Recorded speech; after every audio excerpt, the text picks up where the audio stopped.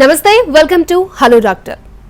Heart attack అంటే ఏంటి, cardiac arrest అంటే ఏంటి, సో గుండె జబ్బులకి హార్ట్ అటాక్ ఉన్న సంబంధం ఏంటి, ఇలాంటి విషయాలన్నీ కూడా వివరించి చెప్పడానికి మనతో పాటు ఉన్నారు డాక్టర్ బికే శాస్త్రి గారు, సీనియర్ ఇంటర్వెన్షనల్ కార్డియాలజిస్ట్, అలాగే chairman cardiac sciences and Renova century hospitals, road number 12, Banjara hills, Hyderabad. So మనతో పాటు శాస్త్రి గారు ఉన్నారు డాక్టర్. సో ఆయనతో మాట్లాడి అసలు వీటికి వ్యత్యాసం ఏంటి, దీనికి గల కారణాలు ఏంటి అనే విషయాలను తెలుసుకుందాం. నమస్తే డాక్టర్. నమస్కారం. సో నార్మల్గా సార్, ఇటీవల కాలంలో మనం ఎంగేజ్లో చాలామంది పిల్లలు లైక్ గేమ్స్ ఆడుతున్నప్పుడు లేకపోతే ఏదైనా డాన్స్ చేస్తున్నప్పుడు ఆల్ ఆఫ్ సడన్ పడిపోవడం మనం చూస్తున్నాం. సో దీన్ని కార్డియాక్ అరెస్ట్ అని చాలామంది అంటున్నారు. So heart attack, cardiac arrest, ఈ రెండింటి మధ్య తేడా ఏంటి, అసలు ఎంగేజ్లో ఇలాంటివి వచ్చేదాన్ని హార్ట్ అటాక్గా చూడొచ్చు అంటారా? విశ్లేషణలు ఏం చెప్తున్నాయి? సడన్గా పడిపోవడం వేరు, హార్ట్ అటాక్, కార్డియాక్ అరెస్ట్ వేరు, మూడు వేరు. సడన్గా పడిపోయేందుకు చాలా కారణాలు ఉంటాయి. బీపీ లో ఉండొచ్చు, డీహైడ్రేషన్ ఉండొచ్చు, ఎమోషనల్ స్ట్రెస్ ఉండొచ్చు. హార్ట్కి సంబంధించిన కారణాలు కొన్ని మాత్రం సడన్గా పడిపోయేందుకు. సడన్గా పడిపోయిన వాళ్ళందరూ చనిపోరు, కానీ సడన్గా పడిపోయి సడన్గా చనిపోతే దాన్ని కార్డియాక్ అరెస్ట్ అంటాం. కార్డియాక్ అరెస్ట్ అంటే ఏంటి, మామూలుగా గుండె ఎప్పుడు కొట్టుకుంటూ ఉండాలి. గుండె కొన్ని క్షణాల పాటు కొట్టుకోవడం మానేస్తే వితిన్ 6 to 10 seconds బ్రెయిన్కి తగినంత రక్తం అందక అన్కాన్షియస్ అయి పడిపోతారు. ఆ గుండె కొట్టుకోవడం అనేది మళ్ళా స్పాంటేనియస్గా రాకపోతే దాన్ని కార్డియాక్ అరెస్ట్ అంటాం. అది కార్డియాక్ అరెస్ట్ అయితే మరణం తథ్యం, అది ఇంకా చేయగలిగేది ఏం లేదు. చాలా సందర్భాల్లో నిజంగా గుండె కొట్టుకున్నట్లయితే చాలా వరకు పోతుంటారు. అదృష్టవంతులు మళ్ళా స్పాంటేనియస్గా కొట్టుకోవడం మొదలుపెట్టి వాళ్ళు మళ్ళీ జీవించే అవకాశం ఉంటుంది. అలా కాకుండా హార్ట్ అటాక్ అంటే గుండెకి నిరంతరం పనిచేసే గుండె తన మజిల్ కండరం, అది ఆ గుండె కండరం పనిచేసేందుకు దానికి కొంచెం ఇంధనం, శక్తి కావాలి, గ్లూకోజ్, ఆక్సిజన్ కావాలి. ఈ గ్లూకోజ్, ఆక్సిజన్ అనేవి కర్నరీ ఆర్టరీస్ అనే రక్తనాళాల ద్వారా వాటికి అందుతాయి. ఎప్పుడైతే కంటిన్యూస్గా ఈ గ్లూకోజ్, ఆక్సిజన్ అనేవి దొరుకుతుంటాయో అప్పుడు గుండె కొట్టుకుంటూ ఉంటుంది. ఏ విధంగా అయితే మనం పంట చేనుకి కాలువలు అవసరమో అదేవిధంగా హార్ట్ పనిచేసేందుకు ఈ రక్తనాళాలు అవసరం. ఈ రక్తనాళాల్లో ఆర్టరీస్, రక్తనాళాల్లో కనుక సడన్గా బ్లడ్ క్లాట్ అయితే అంత మేర రక్తం అందదు. ఎప్పుడైతే ఆ ఇంధనం అందదో హార్ట్కి, ఎప్పుడైతే హార్ట్కి అంత మేర ఇంధనం అందదో దాంట్లో జీవత్వం పోతుంది, అది కొట్టుకోవడం మానేస్తుంది. దీన్ని మనం హార్ట్ అటాక్ అంటాం. ఇందానన్న కార్డియాక్ అరెస్ట్ ఉంది కదా, కార్డియాక్ అరెస్ట్కి ముఖ్య కారణం హార్ట్ అటాక్. అంటే హార్ట్ అటాక్ వచ్చినప్పుడు కొన్నిసార్లు లోపల నార్మల్గా పనిచేసే హార్ట్లో విద్యుత్ తరంగాలు ఉంటాయి.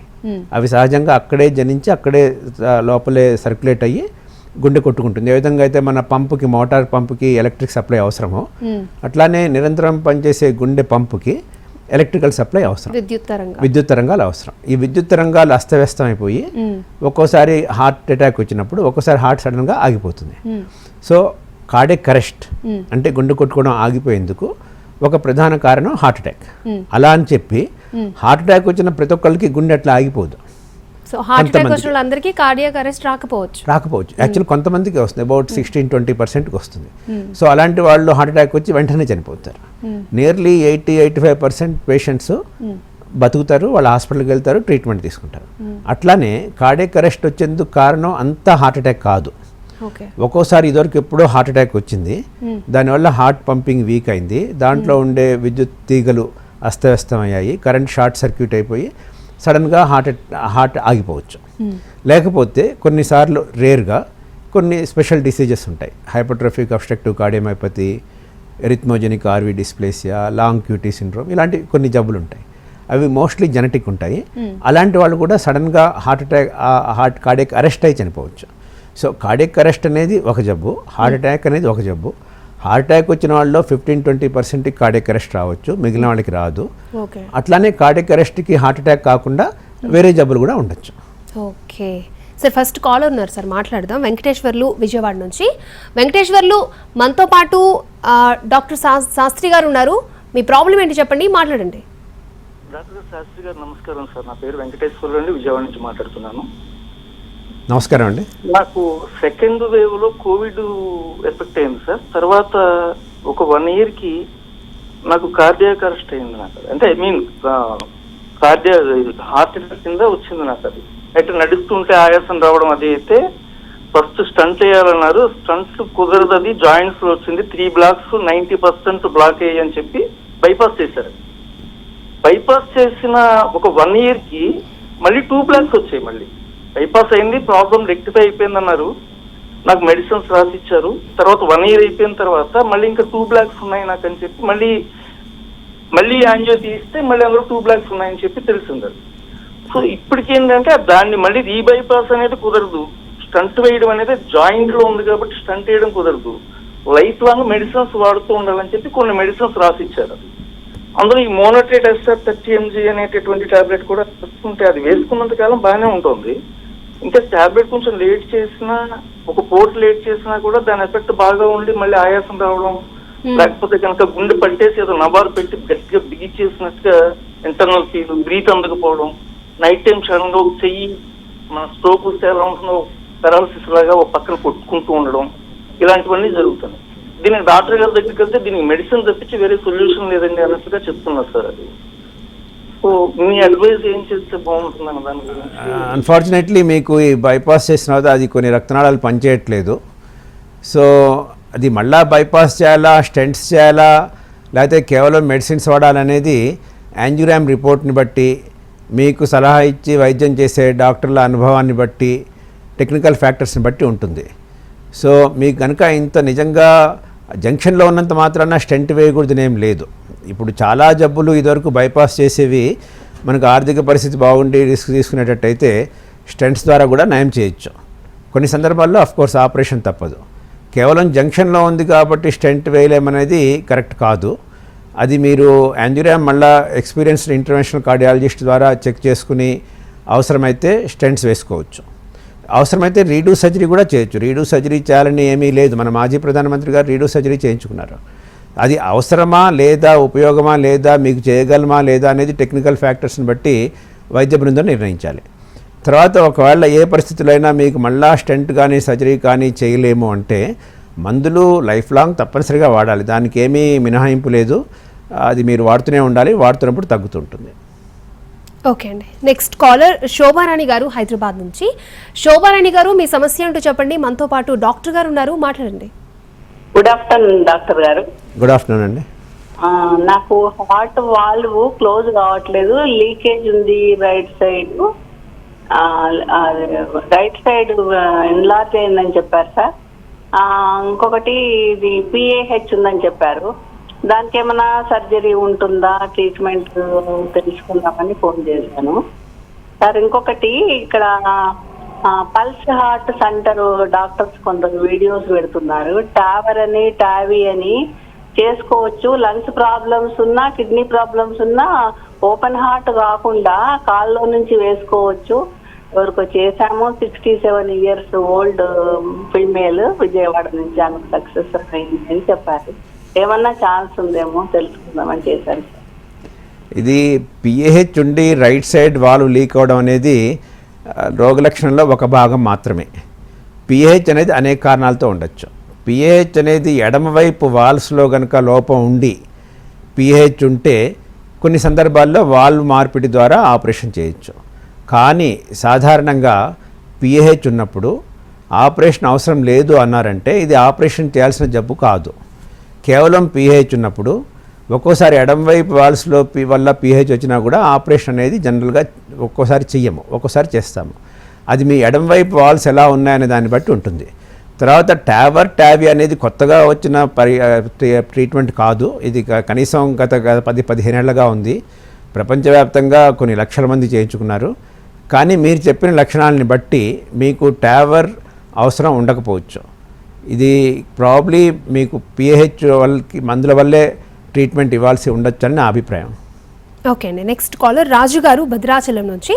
రాజు గారు, మీ సమస్య ఏంటో చెప్పండి. మనతో పాటు డాక్టర్ గారు ఉన్నారు, మాట్లాడండి. నమస్కారం సార్. నమస్కారం అండి. సార్ ఇది నాకు నిన్న మార్నింగ్ నుంచి లెఫ్ట్ సైడ్ బాగా లాగుతుంది సార్, చెయ్యిలో పెయిన్ వస్తుంది.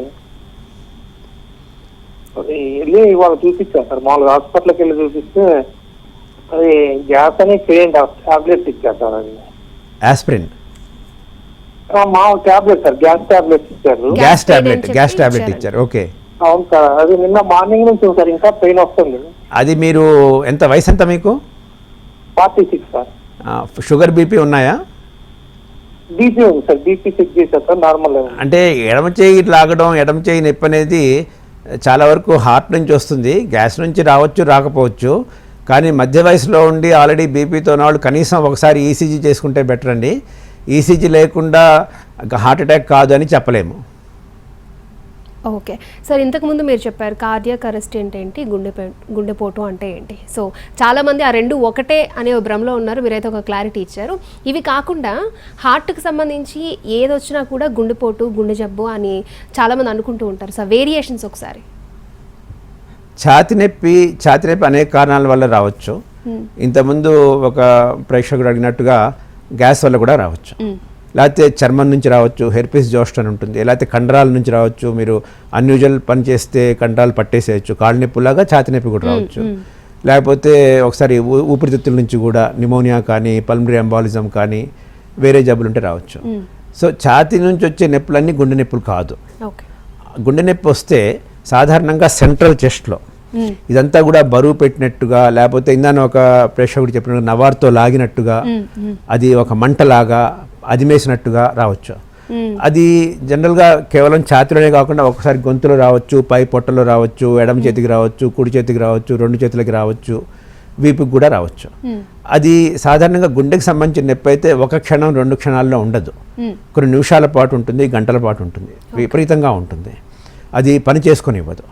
ఆ నొప్పి ఏదో ఒక క్షణం పాటు వచ్చేసి అట్లా మెరుపులాగా వెళ్ళిపోయే నొప్పి గుండె నొప్పి కాదు. అలానే కేవలం ఒక చిన్న ఏరియాలో ఇక్కడెక్కడో వచ్చింది, ఇక్కడ వచ్చింది, రకరకాలుగా వివిధ ప్రాంతాల్లో వచ్చే నొప్పి, అట్లా మెరుపులా కనిపించి వెళ్ళే నొప్పి, అక్కడి నుంచి ఒక దగ్గర నుంచి ఇంకో దగ్గరికి పాకుతూ వచ్చే నొప్పి, అవి గుండె నొప్పులు కావు. గుండె నొప్పి అదిమి పట్టినట్టుగా బరువుగా ఉండి మిమ్మల్ని తోచుకొనివ్వకుండా, నడవనివ్వకుండా, పనిచేయనివ్వకుండా ఆపుతాయి. సో ఇవి ప్రధానంగా. అట్లానే గుండె జబ్బు అనుమానించడం ఇంపార్టెంట్. దేనికంటే గుండె జబ్బు ప్రాణాపాయం. ఎస్పెషల్లీ ఎవరైనా వ్యక్తికి కుటుంబంగా జెనెటిక్గా వాళ్ళ ఫ్యామిలీ మెంబర్స్కి హార్ట్ అటాక్స్ ఉంటే, ఫ్యామిలీ హిస్టరీ ఉంటే, లేకపోతే బీపీ షుగర్ ఉంటే, స్మోకింగ్ చేస్తే, లేకపోతే పొగాకు లాంటి వ్యసనాలకు ఉంటే, వాళ్ళకి నడుస్తున్నప్పుడు వచ్చి ఆగితే నొప్పి వచ్చి ఆగితే తగ్గుతున్నట్టుంటే, లేకపోతే విపరీతంగా చెమటలు పట్టి వామిటింగ్స్ అవుతుంటే, విపరీతమైన బలహీనత ఉంటే, గుండె దడదడగా ఉండి కళ్ళు తిరుగుతున్నట్టుంటే, వాళ్ళు వెంటనే అది గుండె జబ్బో కాదో చూసుకోవాలి, చెక్ చేసుకోవాలి. ఓకే అండి, నెక్స్ట్ కాలర్ నాగేశ్వరరావు గారు హైదరాబాద్ నుంచి. నాగేశ్వరరావు గారు, మీ సమస్య ఏంటో చెప్పండి. మనతో పాటు డాక్టర్ శాస్త్రి గారు ఉన్నారు, మాట్లాడండి. నమస్కారం డాక్టర్ గారు. నమస్కారం అండి. ఈ మధ్యన హార్ట్ అటాక్ గురించి చెప్పారండి. హలో, నేను స్మోకింగ్ చేసేవాడిని. స్మోకింగ్ చేస్తారంట. హార్ట్ అటాక్ వచ్చిందని చెప్పారు. రైట్ది లెఫ్ట్ మొత్తం అంతా పూడిపోయి అన్నారు. ఓకే. కాల్షియం పూడిపోయింది అన్నారు, కాల్షియం వచ్చి. ఓకే. ఆపరేషన్ చేయాల్సి వస్తున్నారు. ఓకే. అని అపోలో డాక్టర్ గారికి రిఫర్ చేశారు. ఆయన ఆపరేషన్ అవుతుంది ఏమవుతూ వాకింగ్ గురించి పెంచు, ఆకుకూరలు పెంచు, నూనె తగ్గిస్తూ అని చెప్పారు. ఓకే. ఇప్పుడు అట్లాగే నడుస్తున్నాను మందుల మీద. ఇది మరి ఆపరేషన్ చేయాల్సి వస్తా లేకపోతే ఏంటనేది అడుగుతున్నాను సార్. ఆపరేషన్ చేయాల్సి వస్తుందా లేదా అనేది యాంజియోగ్రామ్ ఫిల్మ్ చూడకుండా సమాధానం చెప్పడం సమంజసం కాదు. ఆపరేషన్ వద్దు అన్నారంటే డాక్టర్ గారు 2 రకాలుగా ఉండొచ్చు.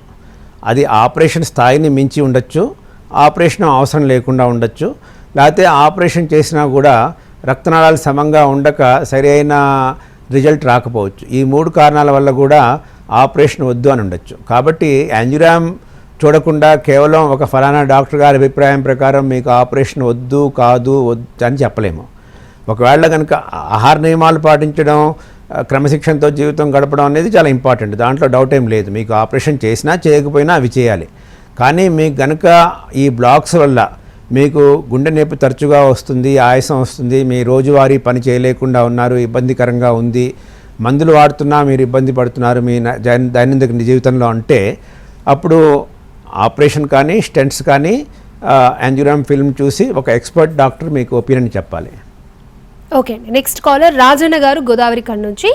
రాజన్న గారు, మీ సమస్య ఏంటో చెప్పండి. మనతో పాటు డాక్టర్ గారు ఉన్నారు, మాట్లాడండి. హలో, నమస్తే అండి. నమస్తే సార్, చెప్పండి. గోదావరి సార్, ఇక్కడ గోదావరి నుంచి సార్. ఓకే సార్ నాకు ఎడవైపు గుండె ఊరికే చుట్టుకుని వస్తుంది సార్. ఇంతకుముందు ఒకసారి నేను నైట్ బాత్రూంలో పడిపోయాను సార్. ఓకే. పడిపోయినాక తర్వాత మళ్ళీ కాలికి వచ్చాను సార్. కాలికి వచ్చినాక కొంచెం హాస్పిటల్ పోయినా, మందులు వాడినా సార్. కాకపోతే వెనక సైడ్ గుండె ఎడమ సైడ్ బాగా చుట్టుకుని ఊరికని వస్తుంది సార్. ఓకే. ఊరికని వస్తాయి, ఓసారి ఇట్లా ఎక్కువ కొట్టుకున్నట్టు గుండె బాగా ఇదైతుంది సార్. అదే అంటే మీకు ఇందాక చెప్పినట్టుగా అది గుండె నొప్పి కావచ్చు, కాకపోవచ్చు. అది ఈసీజీ ఎకో హోల్టర్ టెస్ట్ చేసి చూడాలి. గుండె దడ వస్తున్నప్పుడు హార్ట్ బీటింగ్ ఎలా ఉందో చూడాలి. మీకు అనేక మార్లు గుండె నొప్పి ఇలా వస్తుందంటే అది గుండె నొప్పి కాకపోవచ్చు కూడా. అనుమానం ఉంటే యాంజియోగ్రామ్ పరీక్ష చేసి చూడాలి.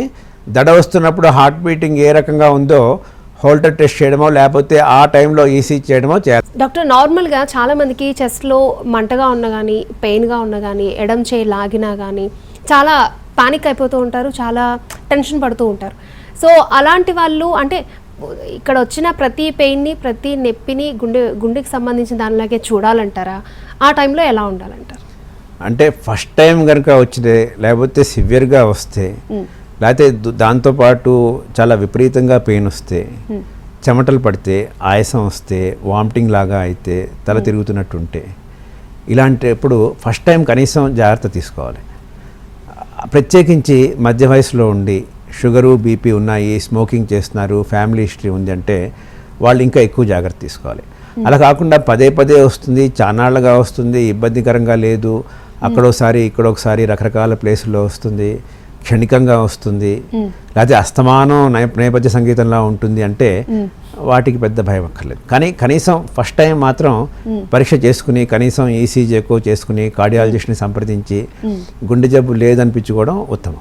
ఓకే. ఇప్పుడు నార్మల్గా ఇక్కడ చెస్ట్లో పెయిన్ వస్తుంది అనగానే గ్యాస్ వల్ల వచ్చి ఉంటుందిలే, దానికి భయపడాల్సిన అవసరం లేదు, పెద్దగా టెన్షన్ పడద్దు, డాక్టర్ వరకు వెళ్ళక్కర్లేదు, చిన్న టాబ్లెట్ వేసుకుంటే సరిపోతుంది అని అనుకునేవారు. బట్ ఈ రోజుల్లో అలా అనుకుని ఉండడం కరెక్ట్ అంటారా? ఈ రోజుల్లో కాదు, ఏ రోజు అట్లా అనుకోకూడదు.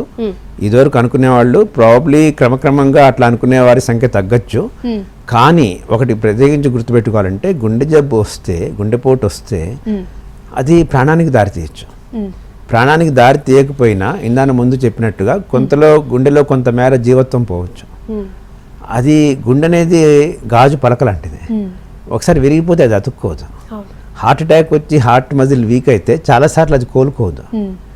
గ్యాస్ ప్రాబ్లంతో సాధారణంగా మరణం సంభవించదు. కాబట్టి గ్యాస్ ప్రాబ్లంలే అని ముందే ఊహించుకుని దాన్ని నెగ్లెక్ట్ చేసి హార్ట్ అంతా వీక్ అయిన తర్వాత డాక్టర్ దగ్గరికి వెళ్ళేదానికంటే ఫస్టే దాన్ని గుర్తించి కాదు అనిపించుకుని తనకి ఏమన్నా గుండె జబ్బు, గుండెపోటు వచ్చే లక్షణాలు ఉన్నాయా అని పరీక్షలు చేసుకుని బీపీ, షుగర్, కొలెస్ట్రాల్, ఈసీజీ ఇలాంటివి చేసుకుని గుండె జబ్బు లేదు అని సర్టిఫికెట్ తీసుకోవడం అనేది ఉత్తమం. కేవలం గ్యాస్ ప్రాబ్లంలే అనుకోవడం తప్పు. అట్లనే చాలాసార్లు ఏమవుతుందంటే ఈ అర్ధరాత్రి నొప్పి వస్తుంది. ఫస్ట్ టైం అర్ధరాత్రి నొప్పి, గ్యాస్ ప్రాబ్లం రావడం అనేది అన్యూజువల్. ఫస్ట్ టైం అది కూడా అర్ధరాత్రి. తర్వాత మీకు షుగర్, బీపీ ఉన్నాయి, లేకపోతే చెమట పడుతుంది, గాబరాగా అన్యూజువల్గా ఉందనుకోండి, you should go and insist on ECG. చాలాసార్లు ఏంటంటే ప్రైవేట్ ప్రాక్టీషనర్సో లేకపోతే డాక్టర్లో తెలుసో తెలియకో వాళ్ళు పర్లేలే గ్యాస్ టాబ్లెట్ వేసుకొనేస్తారు. కానీ కనీసం ఈసీజీ చూడాలి. ఈసీజీని వెంటనే చదవగలిగి ఉండాలి. ఒక్కోసారి ఏమవుతుందంటే పొద్దున్న ఈసీజీ చేసుకుని సాయంత్రం రిపోర్ట్ తీసుకోమంటారు. ఈ లోపల హార్ట్ అటాక్ కనుక అయితే అట్లాంటి సందర్భాలు బోల్డ్ చూసాము. అట్లనే రాత్రి పూట అర్ధరాత్రి వెళ్ళి డాక్టర్ గారు ఏదో ఒక ఇంజెక్షన్ ఇచ్చేసి గ్యాస్ మందుకి ఇంటికి పంపించేసి మర్నాడు హార్ట్ అటాక్తో రావడం కూడా చాలాసార్లు చూసాము. కాబట్టి గ్యాస్ ప్రాబ్లంలే అని నెగ్లెక్ట్ చేయకుండా మధ్య వయసు వాళ్ళు, షుగర్, బీపీ, స్మోకింగ్ ఉన్నవాళ్ళు, ఫ్యామిలీ హిస్టరీ వాళ్ళు తప్పనిసరిగా ఈసీజీ చూసుకుని తమకి గుండె జబ్బు లేదని కార్డియాలజిస్ట్తో సర్టిఫై చేసుకున్న తర్వాత ఇంకోసారి, రెండోసారి, మూడోసారి వస్తే ఇట్స్ ఓకే. ఓకే. సో ఈ గుండె జబ్బుల్లో అన్ఎక్స్ప్లెయిన్ రీజన్స్ ఏమైనా ఉంటాయంటారా సార్? అన్ఎక్స్ప్లెయిన్డ్ రీజన్స్ అంటే చాలా మంచి ప్రశ్న వేశారు. 90% ఆఫ్ ద హార్ట్ అటాక్స్ కారణం రిస్క్ ఫ్యాక్టర్స్ ఉంటాయి. ఈ రిస్క్ ఫ్యాక్టర్స్ అంటే ఒక కారణం ఒక గుండె జబ్బు అని చెప్పలేము. ఇప్పుడు రిస్క్ ఫ్యాక్టర్ అంటే ఎట్లా అంటే మీరు ఒక ప్లేన్ రోడ్డు మీద డ్రైవ్ చేస్తున్నారు, చక్కగా ఉల్లాసంగా ఉన్నారు, రాత్రి మంచిగా నిద్రపోయి ఫ్రెష్గా ఉన్నారు, మీకు ఎలాంటి ఆవేదన లేదు, you are not under tension, కులాసాగా డ్రైవ్ చేస్తున్నారు అనుకోండి, అప్రమత్తంగా ఉంటే మీకు హార్ట్ అటాక్ వచ్చే ఛాన్స్ తక్కువ, రైట్? అదే మీరు ఘాట్ రోడ్లో బాగా నిద్రపోక అవును. మత్తు మందు తీసుకుని ఏదో గాబరాగా ఆదుర్దాగా డ్రైవ్ చేస్తున్నారనుకోండి, అప్పుడు గుండె జబ్బు అప్పుడు యాక్సిడెంట్ అయ్యే అవకాశం ఎక్కువ. సో ఇవన్నీ రిస్క్ ఫ్యాక్టర్స్. ఒక రిస్క్ ఫ్యాక్టర్ కనుక ఉంటే గుండె జబ్బు వచ్చే అవకాశం ఎక్కువ ఉంటుంది. సో 90% ఆఫ్ ద హార్ట్ అటాక్స్కి రిస్క్ ఫ్యాక్టర్స్ ఉంటాయి. అవి జనరల్గా తెలుస్తాయి. మగవాళ్ళకి గుండె జబ్బు వచ్చే అవకాశం ఎక్కువ. Okay, but that is very broad. దాంట్లో పెద్దది లేదు. వయసు వస్తుండే వచ్చే గుండె జబ్బు ఎక్కువ, లేకపోతే ఫ్యామిలీ హిస్టరీ ఉండే గుండె జబ్బు వచ్చే అవకాశం ఎక్కువ. స్మోకర్స్ కానీ, లేకపోతే పొగాకు, జర్దా, గుట్కా లాంటి వాడేవాళ్ళు కానీ, లేకపోతే షుగర్ బీపీ ఉన్నవాళ్ళు కానీ, కొలెస్ట్రాల్ ఎక్కువగా ఉండేవాళ్ళు కానీ, ఎక్సర్సైజ్ లేని వాళ్ళకి, రోజు తగినంతగా ఫ్రూట్స్ వెజిటబుల్స్ తినని వాళ్ళకి, ఎక్కువగా మాంసాహారం భక్షించే వాళ్ళకి, లేకపోతే మానసిక ఒత్తిడి, more stress, more responsibility, less power, లేకపోతే కేర్ టేకర్ స్ట్రెస్, బాగా మానసిక ఒత్తిడి ఉన్న వాళ్ళకి కానీ 90% ఆఫ్ ద టైం గుండెపోటుకి కారణాలుగా చెప్పచ్చు. రేర్గా అబౌట్ 10% కొన్ని బయలాజికల్ ఫ్యాక్టర్స్ ఉంటాయి. శరీరం తీరది తత్వం, అది వాళ్ళకి సడన్గా అన్ఎక్స్పెక్టెడ్గా రావచ్చు. ఓకే సార్, ఇప్పుడు మజిల్ వీక్ అవుతుంది అని అంటున్నారు మీరు ఇందాకటి నుంచి. అసలు మజిల్ పై ఎందుకు సార్ అంత భారం పడుతుంది, ఎందుకు వీక్ అవుతుంది అంటారు? అంటే ఇప్పుడు మనం చర్మానికి ఏమన్నా దెబ్బ తగిలింది అనుకోండి, ఆ చర్మం మళ్ళీ తిరిగి వచ్చే అవకాశం ఉంటుంది. లేకపోతే ప్రేగుల్లో ఇంటెస్టిన్లో డైరియానో డిసెంట్రీనో వచ్చి దెబ్బతింది అనుకోండి, ఆ లైనింగ్ మళ్ళీ కోలుకుంటుంది. అట్లానే లివర్ కూడా కోలుకుంటుంది. కానీ కొన్ని అవయవాలు ఉంటాయి, ఈ బ్రెయిన్ కానీ లివర్ కానీ బ్రెయిన్ కానీ హార్ట్ కానీ కిడ్నీ కానీ, ఒకసారి వాటిలో జీవత్వం పోతే అది మళ్ళీ కోరుకోదు. అది ఒక మచ్చలాగా ఉండిపోతుంది, స్కార్ ఫామ్ అవుతుంది. సో హార్ట్ అటాక్ వచ్చినప్పుడు ఆ రక్తనాళంలో బ్లాక్ ఉండడం వల్ల రక్త ప్రసరణ ఉండదు. ఎప్పుడైతే రక్త ప్రసరణ ఉండదో అంత మేర ఆక్సిజన్ కానీ గ్లూకోజ్ కానీ ఉండదు. ఆక్సిజన్ ప్రాణవాయువు, ఆ ప్రాణవాయువు లోపిస్తే అది కాసేపటికి నిర్జీవం అవుతుంది.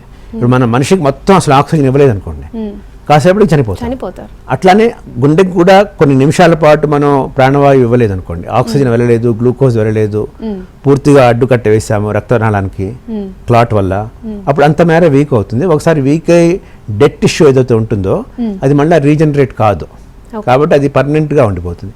సో గుండె ఇంత ఉందనుకోండి, ఇంత మేర మీకు పనిచేయట్లేదంటే మిగిలిన దాని మీద భారం పడి వీక్ అవుతుంది ఎక్కువ.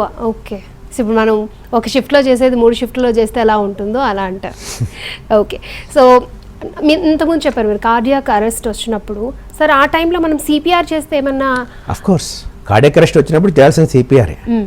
వెంటనే దాని గురించి అని చెప్పేసి ఒక వయసు వచ్చి మా బౌస్లే హై స్కూల్లో ఉన్న వాళ్ళందరికీ కూడా ప్రభుత్వం సిపిఆర్ నేర్పించాలి. తర్వాత ఈ ఎన్జిఓస్ అంటారు కదా, వాళ్ళు కూడా ప్రభుత్వ పరంగా నాన్ గవర్నమెంటల్ ఆర్గనైజేషన్స్ కూడా వివిధ మాధ్యమాల ద్వారా డైరెక్ట్గా ప్రత్యక్షంగా కూడా వాళ్ళకి సిపిఆర్ చేస్తే బైస్టాండర్ సిపిఆర్ అంటారు. అంటే వాళ్ళు కార్డియాలజిస్ట్ లాగా లేకపోతే క్రిటికల్ కేర్ ఇంటెన్సివ్ కేర్ హాస్పిటల్లో చేసినట్టు చేయలేకపోవచ్చు, కానీ కేవలం హార్ట్ మజిల్కి పుష్ చేసినప్పుడు, కొంచెం మౌత్ టు మౌత్ బ్రీదింగ్ కానీ ఇచ్చినప్పుడు, even sometimes without mouth to mouth breathing, external cardiac massage చేయడం ద్వారా కార్డియాక్ అరెస్ట్ నుంచి కొన్ని సందర్భాల్లో బతికే అవకాశం ఉంటుంది. That should be train to everybody in the society. Okay sir, ఇప్పుడు మనకి ఏ రోగం వచ్చినా కూడా కొన్ని సిమ్టమ్స్ అనేవి మనకి తెలుస్తూ ఉంటాయి. అంటే మనం దాంతో సఫర్ అవుతున్నామని సఫర్ అయ్యి మన డాక్టర్ దగ్గరికి వెళ్ళిన తర్వాత మనం రియలైజ్ అవుతాము. చాలామంది గుర్తుపట్టుకోరు. సరే, గుండె జబ్బుకి వచ్చేసరికి చాలామందికి నొప్పి ఒకటే సిమ్టమ్. సో అది మనం దాంతో సఫర్ అవుతున్నామని మనం ముందుగా ఎలా తెలుసుకోవచ్చు అంటారు? సో ఎగ్జాక్ట్ అంటే గుండె జబ్బులకి, హార్ట్ అటాక్కి, కార్డియాక్ అరెస్ట్కి అంటే డిఫరెన్స్తో ఎటువంటి లక్షణాలు తెలుసుకోవచ్చు అంటారు? కార్డియాక్ అరెస్ట్ ముందుగా పసిగట్టి చెప్పేది ఏం లేదు. ఓకే, ఇది జెనెటిక్గా hypertrophic cardiomyopathy, arrhythmogenic RV displays అలాంటి రేర్ జబ్బులు ఉంటే, family history of sudden death ఉంటే, ఒకసారి గుండెకి పరీక్షలు చేసుకున్న తర్వాత అలాంటి వాళ్ళకి గుండెపోటు వచ్చే కార్డియాక్ అరెస్ట్ వచ్చే అవకాశం ఉందని తెలుసు కాబట్టి వాళ్ళు జాగ్రత్తలు తీసుకోవాలి. అవి రాకుండా నిరోధించేందుకు కొన్ని ట్రీట్మెంట్స్ ఉంటాయి, అవి చేయాలి. కొన్ని సందర్భాల్లో అలాంటి జబ్బులు ఉన్నప్పుడు మీరు ఎక్కువ వెయిట్ లిఫ్టింగ్ కానీ రన్నింగ్ కానీ చేయకూడదని చెప్పి డాక్టర్లే సలహా ఇస్తారు, అవి పాటించాలి. అది ఒక కేటగిరీ. రెండో కేటగిరీ, ఇంతకుముందు హార్ట్ అటాక్ వచ్చి లేకపోతే వేరే కారణాల వల్ల హార్ట్ వీక్ అయింది అనుకోండి, పంపింగ్ ఎఫిషియన్సీ అంటాం, ఎజెక్షన్ ఫ్రాక్షన్, అది లెస్ దాన్ 35% ఉంటే అలాంటి వాళ్ళకి సడన్ కార్డియాక్ అరెస్ట్ వచ్చే పాసిబిలిటీ ఉంటుంది. వాళ్ళకి ఐసీడీ అనే మెషిన్ ద్వారా హార్ట్ అటాక్ ద్వారా కార్డియాక్ అరెస్ట్ అవడం నియంత్రించవచ్చు. అది నెంబర్ 1. రెండోది, హార్ట్ అటాక్ అనేది కార్డియాక్ అరెస్ట్కి ప్రధానమైన కారణం.